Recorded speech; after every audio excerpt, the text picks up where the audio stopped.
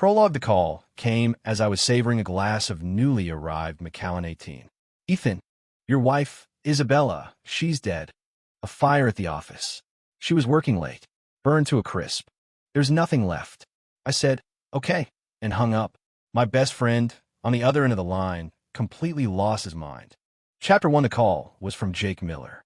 My best friend. My brother. The guy I'd known since we were kids. His voice was a raw, shredded thing, as if he'd swallowed sandpaper. Every word dripped with panic. Ethan, where the hell are you? Something happened to Isabella. The Hayes Tower is on fire, and she didn't make it out. I held the crystal tumbler to the light, swirling the amber liquid and admiring its legs. I know, you know? The hell you do? Jake roared into the phone, his voice fighting against the wail of sirens in the background. The scene here is a nightmare. They need you to come identify the... They need you down here, man. Where are you? I took a sip of the scotch. Smooth. This year's vintage was exceptional. A hint of oak, a clean finish. Busy. Jake sounded like he was being strangled. A beat of silence, then an even more furious explosion. Ethan, are you even human? Your wife is dead. Burned so badly, there's barely a skeleton left. Where the fuck are you? I set the glass down on the mahogany desk. The crystal met the wood with a quiet, decisive click. If she's just a skeleton, what difference does it make if I'm there or not? My voice was even, tinged with genuine curiosity. Is there some kind of pattern I'm supposed to recognize? 2 seconds of dead silence on the line. Then, Jake's ragged, furious breathing. Ethan, what the hell is wrong with you? That's your wife.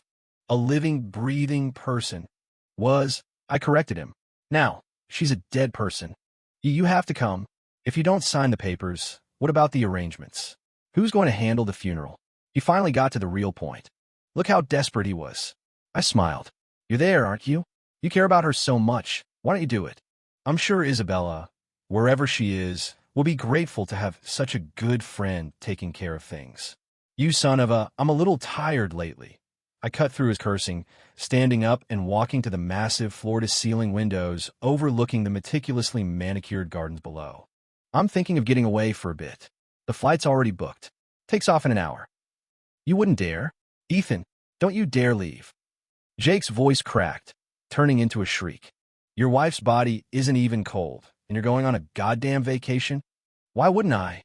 The afternoon sun felt warm on my face. I felt fantastic. Oh, and do me a favor. Tell Isabella from me. Congratulations. Click. I hung up and tossed the phone onto the sofa. The intercom buzzed. I pressed the button. Mr. Cole, my assistant Leo said. Power down my cell. For the next week, I don't want to hear a single word about Jake Miller or Isabella Hayes. Of course, Mr. Cole. Leo's voice was, as always, crisp and professional. Is the Maldives trip arranged? All set, sir. The jet is waiting on the tarmac. Your car will be downstairs in 5 minutes. Excellent.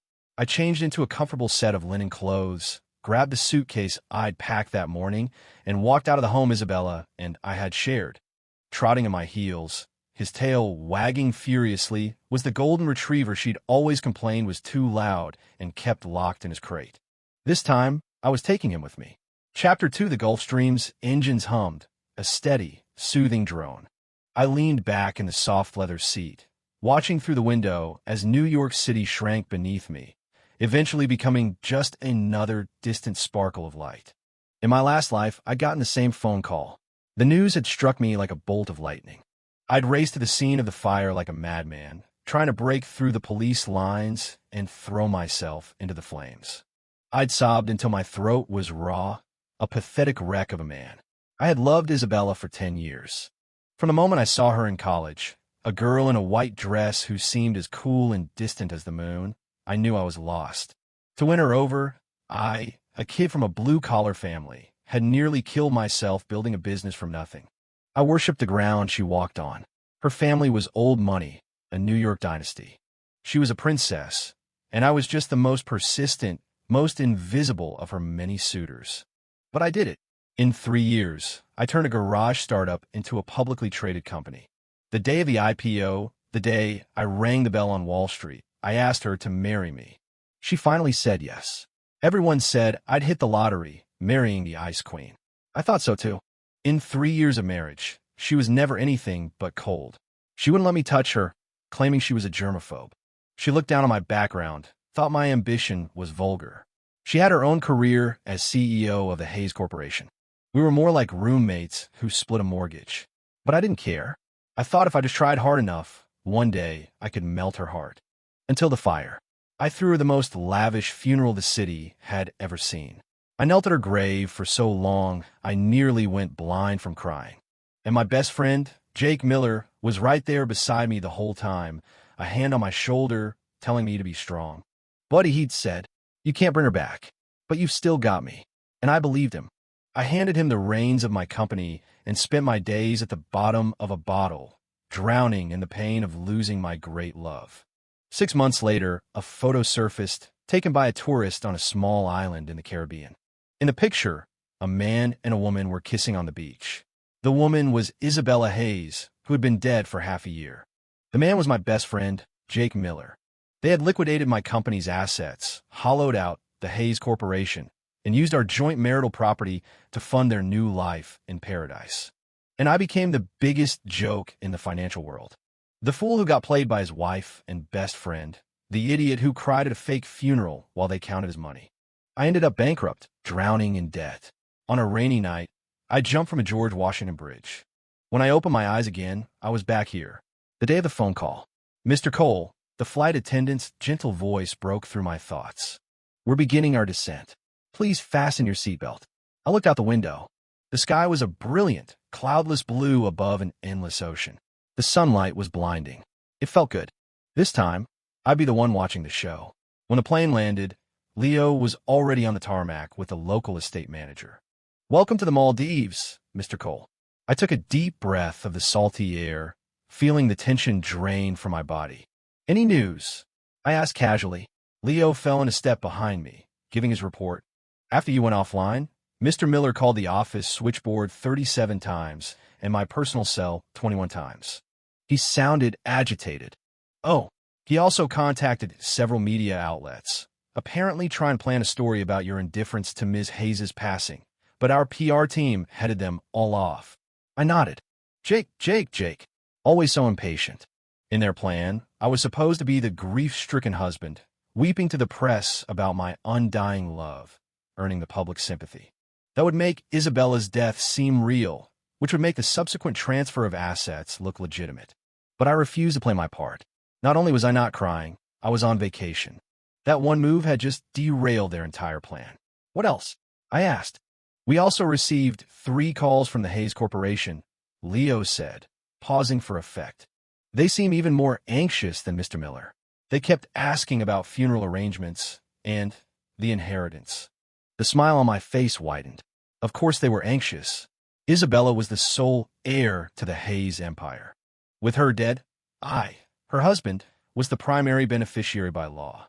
The vultures in her family, her uncles and cousins, had been circling that fortune for years. And Isabella and Jake's plan was undoubtedly to use the chaos, while I was supposedly lost in grief, to work with their inside man at the company and siphon off its assets. What a shame. Not only was I not lost in grief, I was in a great mood.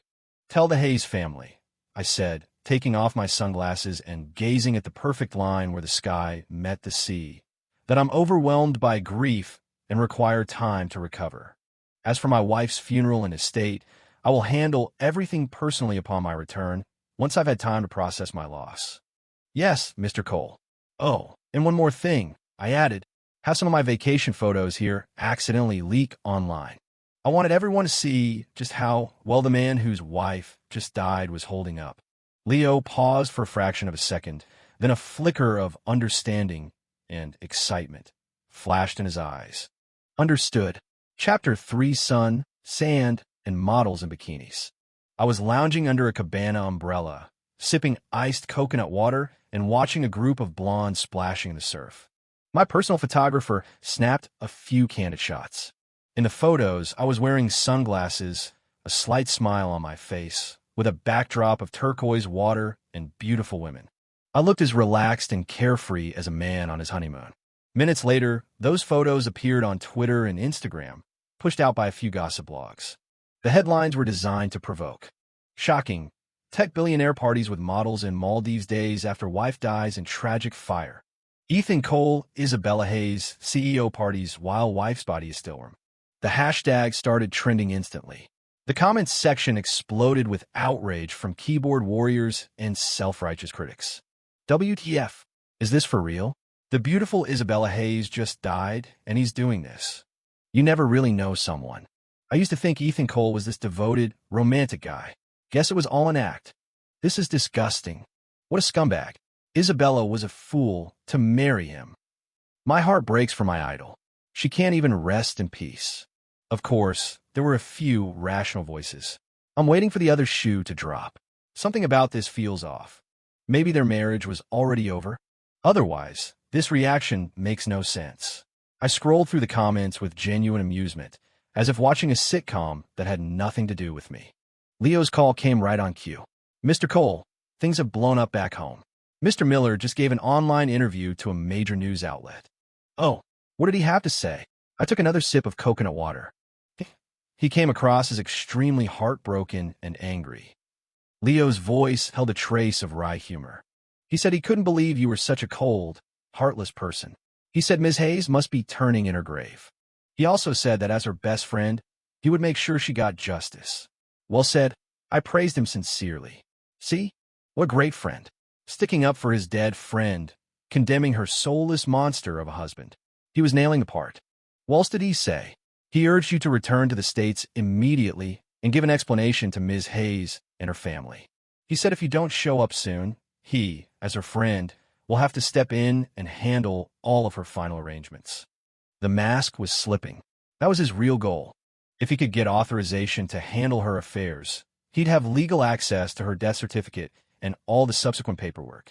And Hayes' family? Several of Isabella's uncles have released a joint statement condemning your actions. They're demanding that you immediately turn over all relevant seals and documents for the Hayes Corporation to be held in their custody until the estate is settled. Such beautiful coordination. A perfectly timed duet, just waiting for me, the universally despised fool, to buckle under public pressure and hand over everything. Mr. Cole, should we issue a response? Leo asked. Not yet. I set down my drink, stood up, and stretched. Let them dance a little longer. The bigger they build the stage, the harder the fall. I gave him an instruction. Use my personal Twitter account to post a tweet. What should it say? Just one word. I watched the sun dip below the horizon, painting half the sky in fiery orange. Note it, and pair it with a picture of me, holding a glass of champagne, smiling at the camera. Chapter 4, my one-word tweet, noted, accompanied by the champagne photo, was like throwing a bucket of ice water on a grease fire. The internet absolutely detonated.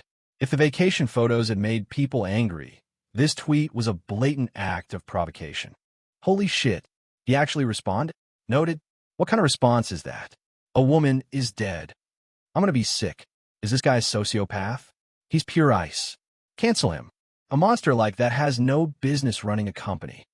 Jake's reply was almost instantaneous.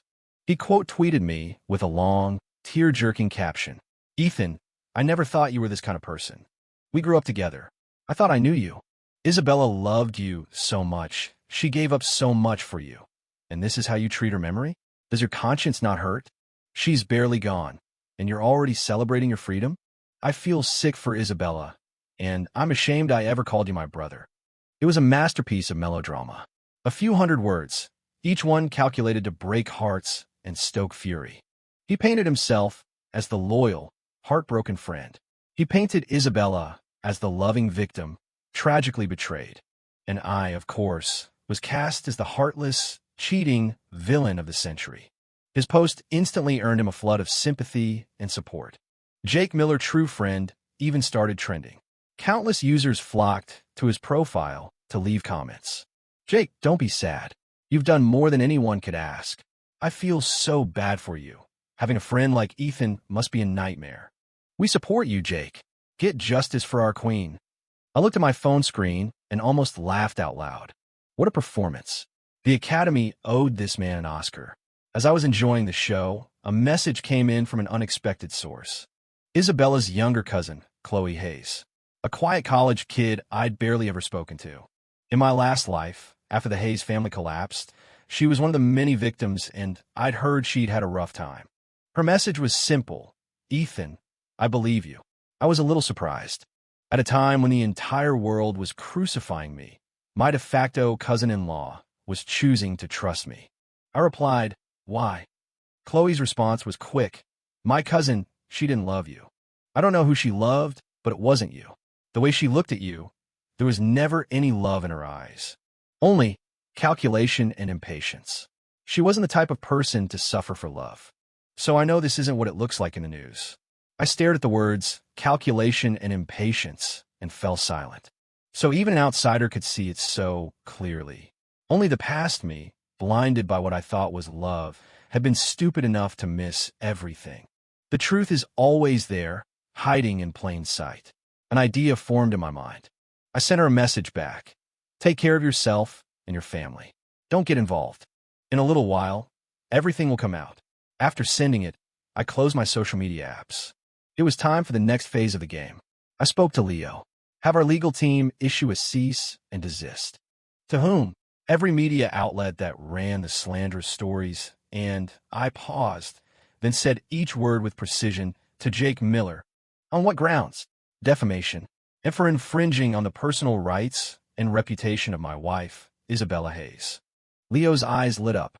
Mr. Cole, that's brilliant. Of course it was. Jake wanted to play the part of the devoted friend, right? He wanted to get justice for Isabella. Fine. I'd sue him for using his friendship to exploit a dead woman, to tarnish the memory of my deceased wife, and to inflict additional emotional distress on me, her grieving husband. I was going to use the law to nail him to the court of public opinion. He wouldn't know how to respond. You want to act? I'll act with you. Let's see who gets the last laugh. Chapter 5, the legal filing changed the public conversation. Most people were still trashing me, convinced this was just a desperate, sleazy move to deflect blame. But the more thoughtful observers started to sense that something was wrong. I am confused. Suing the tabloids for slander makes sense, but suing Jake for defending his dead friend's honor? What's the play here? Yeah, Jake was sticking up for Isabella. How did he end up getting sued by her husband? This is getting weird. Ethan's move basically puts Jake in an impossible position. If Jake fights the lawsuit, he looks like he's exploiting a tragedy. If he backs down, he looks guilty. Damn, this is a masterstroke. Jake was clearly stunned. He never in a million years could have predicted a move like this. He went silent for a full day. Then, he released a statement through his lawyer, saying he was shocked and heartbroken by my accusations, but that he understood my disturbed mental state following the loss of my wife. Therefore, he had decided not to press the issue and once again urged me to return to reason and come home to handle her final affairs. The statement was a masterpiece of passive aggression. He was trying to frame my actions as the ravings of a man crazed by grief, thereby invalidating my lawsuit. At the same time, he got to keep wearing his halo of the magnanimous, forgiving friend. I read the statement and had Leo issue a 2-word reply on my behalf. See you in court. No settlements. No withdrawals. We were going to trial. Now, Jake was completely trapped. I had him backed into a corner. He couldn't actually go to court. The moment discovery started, my lawyers would demand he produce evidence of his close friendship with Isabella. Their real relationship wouldn't stand up to 5 minutes of scrutiny. More importantly, Isabella was still alive. If this case actually went to trial, things would get very interesting. While Jake was scrambling, another player made her grand entrance. Isabella's mother, my mother-in-law, Carol Hayes. She called a press conference. In front of a wall of cameras, Carol wept, her voice breaking as she condemned me, her son-in-law, as an inhuman monster. My poor daughter, her body isn't even cold, and he's out there, living it up. I trusted him with my baby girl, and this is what he does to her. Ethan Cole, you soulless bastard. You get your ass back here right now. My daughter built that company with her life. You won't get a single penny of it. I'll see you leave with nothing but the clothes on your back. The old woman was a natural, putting on a performance that would have made Jake jealous. In my past life, she played the same part. Back then, I thought she was just a mother consumed by grief. I deferred to her on everything, even willingly signed over a majority of my assets to her. Looking back now, it was a joke. She knew better than anyone that her precious daughter wasn't dead. This whole spectacle was a play she and Isabella had cooked up, a performance for me and for the rest of the Hayes family. The goal was simple: to legally and morally justify seizing control of the Hayes Corporation from my hands. Mr. Cole, should we respond? Leo asked me. Of course. I watched the video of my mother-in-law's contorted, crying face and smiled. But we're going to do it a little differently this time. I turned to Leo. Contact the major streaming platforms. I'm going live. Leo froze. A live stream. That's right. I nodded. Right now. But we haven't prepped anything. We don't need to. I stood up, walked into the frame of my laptop's camera, and straightened my collar. The truth is the only script I need. I was going to step onto the stage myself and rip the masks off every last one of them. Chapter 6, the link to the live stream, went viral, and within minutes, over 1 million people had joined. The chat was a waterfall of text, a torrent of hatred that almost obscured my face. The scumbag dares to show his face. Get ready for the dragging of your life. Ethan Cole, you're a monster. Hope you're ready to be canceled forever. I ignored the deluge of hate. On camera, I was wearing a simple white linen shirt, with a blue sea and sky of the Maldives as my backdrop. My expression was calm. I was even smiling slightly.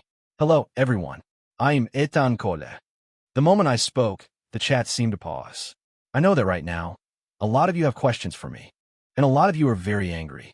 You want to know why a man who just lost his wife could possibly be on vacation, let alone smiling. Before I answer that, I want to tell you all a story. I didn't offer a defense. I didn't fire back with anger. I simply began to narrate. Once upon a time, there was a poor boy who fell in love with a princess. To feel worthy of her, the boy worked himself to the bone, turning himself from a nobody into a so-called success story. He thought that, finally, he and the princess could live happily ever after. But the princess didn't love him. She had already given her heart to a prince. And that prince, as it turned out, was the boy's best friend. Their marriage was just one part of the princess and the prince's plan. They needed the boy's money, his resources, to help them achieve their own ambitions. So they staged a perfect death. The princess would disappear, and the boy would be devastated. Then, the prince, in his role as the best friend, would naturally step in to take control of everything.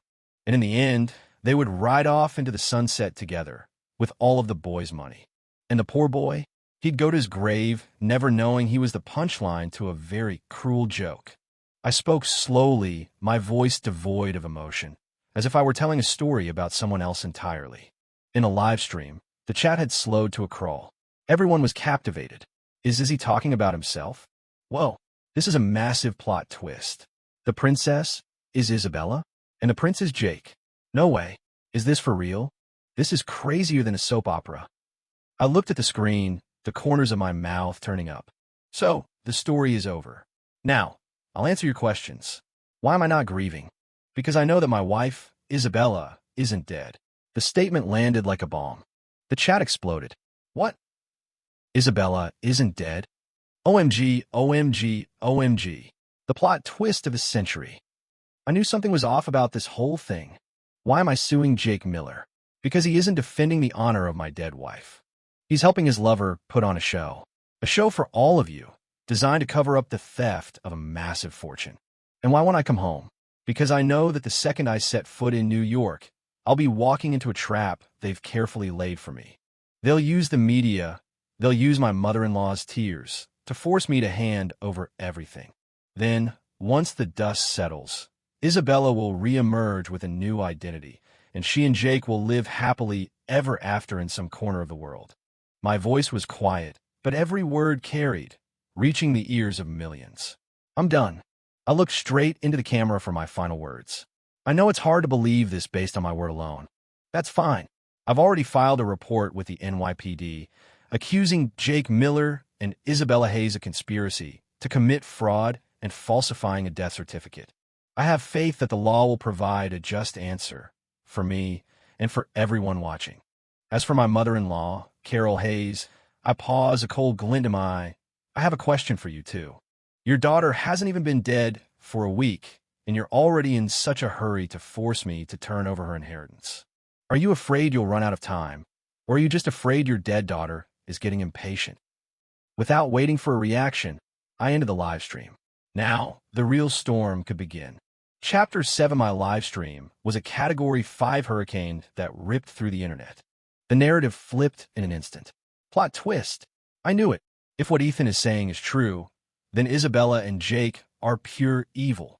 Faking your own death to steal your husband's money and run off with your lover. You can't even write this stuff. I feel so bad for Ethan. He was kept in the dark for years, played for a total fool. Watching Jake and Isabella's mom now is like watching a couple of clowns. Jake and Carol were blindsided. They never dreamed that I not only knew the truth, but that I would dare to expose it to the world in such a public way. Jake's social media was overrun by a furious digital mob. The video of Carol's press conference became a national joke, the comments filled with gifs of bad actors and references to the Oscars. They immediately released statements claiming I was lying, slandering them, and inventing a fantasy to embezzle funds. But it was too late. Nobody was buying it. Less than an hour after my stream ended, the NYPD released an official statement via their Twitter account. The NYPD has opened an investigation into allegations of fraud made by Mr. Ethan Cole against his wife, Ms. Isabella Hayes, and Mr. Jake Miller. Persons of interest, including Mr. Miller and Ms. Carol Hayes, have been brought in for questioning. The investigation is ongoing. The official confirmation was the kill shot. They opened a case. That means Ethan was telling the truth. Holy crap, the cops are involved. This is real. Carol Hayes was brought in for questioning, too. The mother-in-law was in on it. A whole family of scammers. I read the news on my phone, feeling a profound sense of calm. Leo walked over and handed me a freshly made cocktail. Mr. Cole, everything is proceeding according to your plan. His eyes were filled with awe. I took the glass. No, the show is just getting started. Did they think being questioned by the police was the worst that could happen? That was just the appetizer. I took a sip of my drink and turned to Leo. Have the legal team prepare a petition. Tomorrow, we're formally filing for conservatorship of the Hayes Corporation. Conservatorship? Leo looked confused. That's right, I smiled. Isabella is the CEO and majority shareholder. Right now, she is deceased. As her legal spouse, in the event that she is missing and unable to fulfill her duties, I have the right to assume control of all her affairs. In my last life, I was too lost in grief to even think of it. I gave it all up. This time, I wasn't just taking it back. I was taking it back legally, publicly, and with absolute authority. All those vultures in the Hayes family, and that foolish woman who was ready to bankrupt her own company for her daughter, none of them would get a thing. From this moment on, the Hayes Corporation had a new name on the door. Mine. Also, I added, I want to set up a special fund in my name. What kind of fund? Let's call it the Finding Isabella Fund. I stared out at the horizon, a glint of amusement in my eyes. Offer a reward, $100 million. For any information leading to the confirmed location and safe return of Isabella Hayes to the United States. I was going to turn Isabella from a dead woman into a fugitive. I was going to make sure there wasn't a single corner of the globe where she could hide. I was going to make her and Jake feel like rats, hunted and with nowhere to run. They wanted to ride off into the sunset together. I was going to make sure they never saw the sun again. Chapter 8, the $100 million reward, was a global media sensation. The lure of that kind of money is universal. An army of private investigators, bounty hunters, and even just ordinary expats all over the world joined the great Isabella hunt. Her personal information and photographs were translated into dozens of languages and plastered across every social network and dark corner of the web. She and Jake became the world's most wanted couple, and I became the sympathetic figure, the wronged husband seeking closure. I remained in the Maldives, spending my days reading, swimming, and working out. Everything back home was handled by Leo and my teams of lawyers and PR experts. I was, quite literally, winning while lying on a beach. 2 weeks later, Leo flew in with an update. Mr. Cole, Jake Miller broke. He confessed everything. Leo's voice was electric with excitement. The fire was part of their plan, but they never expected it to get so out of control and actually kill someone. They bribed a medical examiner to identify the poor victim's body as Isabella's. The death certificate was a complete forgery. I nodded. I wasn't surprised. And Isabella? According to Jake, she flew to Switzerland on a fake passport the day before the fire. They were supposed to meet in a small town there. But what? Our $100 million reward threw a wrench in their plans. Isabella has gone completely dark. Jake can't reach her. It's like she vanished off the face of the earth. I laughed. Of course she vanished. With the whole world looking for her, she wouldn't dare show her face. She'd be captured in a day. Jake, the idiot, was always going to get caught. He probably thought a full confession would get him a lighter sentence. He forgot they weren't just on the hook for fraud. Their scheme had resulted in a person's death. That changed everything. What about Carol? Carol confessed, too. She admitted she knew about her daughter's plan and helped her move a significant portion of the Hayes Corporation's assets offshore. Those accounts have been frozen, and the recovery process has begun. Good. I stood up, walked to the edge of the villa's infinity pool, and dived in. The cool ocean water enveloped me, sharpening my senses. All the humiliation, the pain, the despair of my past life. In that moment, it felt as if it were all being washed away. I surfaced, wiping the water from my face. Now, yes, Mr. Cole. Get the jet ready. We're going home. Now. Yes, now. I stared into the distance. It's time to close the net. The grieving husband was finally ready to go home and pay his last respects. Chapter 9, my return to New York, was a media circus. JFK was a madhouse. The second I stepped out of the private terminal, I was blinded by a wall of flashing cameras and ambushed by a sea of microphones. Mr. Cole, what are your thoughts on the conspiracy between your wife and Jake Miller? Mr. Cole, will the assets of the Hayes Corporation be recovered? Mr. Cole, what are your plans now? I kept my sunglasses on, my face a mask of indifference, and walked silently through the mob, flanked by a dozen security guards. I didn't go to the office. I didn't go home. I went straight to the detention center. In a sterile, cold visitation room, I saw Jake. In just a few short weeks, he had aged 20 years. His hair was streaked with gray, his face was gaunt, and his eyes were hollow with terror and despair. When he saw me, he reacted as if I were his last hope, scrambling to the reinforced glass. Ethan, you have to help me. I know I was wrong, he sobbed, tears and snot streaming down his face. It was all her, Ethan. That bitch Isabella. She made me do it. She said she wouldn't be with me unless I helped her. She played me. I just watched him as if he were a complete stranger. Ethan, we're brothers. Don't you remember when we were kids? We did everything together. You can't just leave me here to rot. I finally spoke, my voice as calm and flat as a frozen lake. I remember.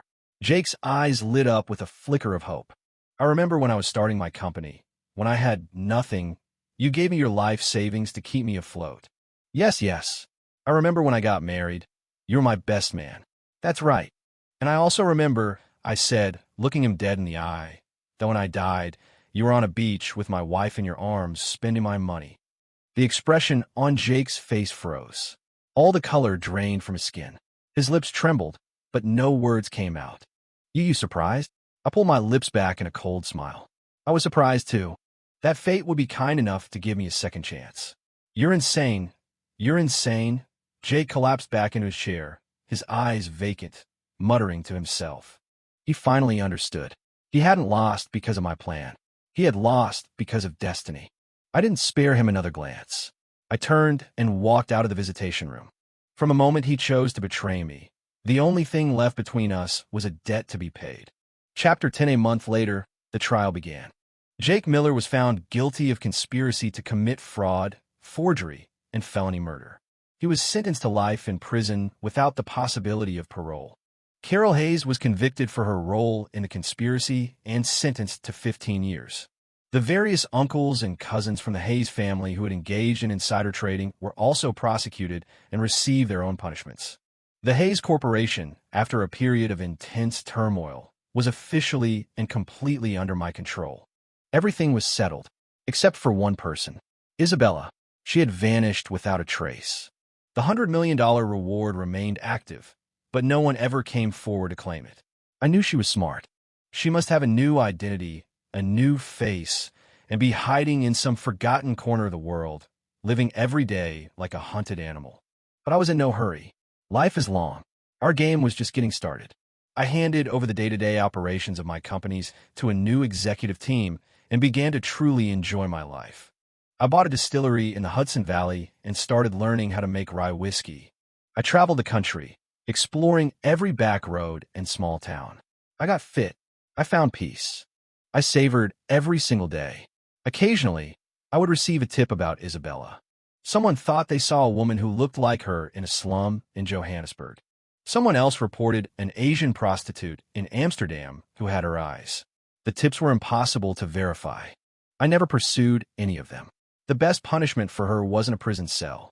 It was letting her live forever in fear, always looking over her shoulder, never knowing a moment of peace. It was letting her watch from the shadows as my life became everything she'd ever wanted, knowing she had thrown it all away. One afternoon, I was sitting under a pergola at my distillery, tasting a new batch of whiskey. An unexpected visitor arrived. It was Chloe, the young woman who had sent me that message. She looked more mature now, but her eyes were just as clear. "Ethan," she said, sitting down across from me. "It's good to see you, Chloe." She nodded, then hesitated for a moment before speaking. I received a letter. From her. Yes. Chloe pulled a worn, yellowed envelope from her purse. It was postmarked 6 months ago, from a small country in Africa I'd never even heard of. There's no return address. I didn't take the letter. What did she say? She said she was wrong. That she was sorry for what she did to you, to everyone. She said her life is a nightmare, that she's living in hell. She begged me to ask you to let her go. I raised my glass and drank the whiskey in one swallow. The sharp, spicy liquid burned its way down, leaving a trace of sweetness behind. Let her go. I laughed. The moment she decided to use me as a stepping stone, she should have known this day would come. Some mistakes, they cost you a lifetime. I looked out at the setting sun as it painted the sky in shades of gold and crimson. Tell her the game isn't over. My new life was just beginning, and her hell was eternal.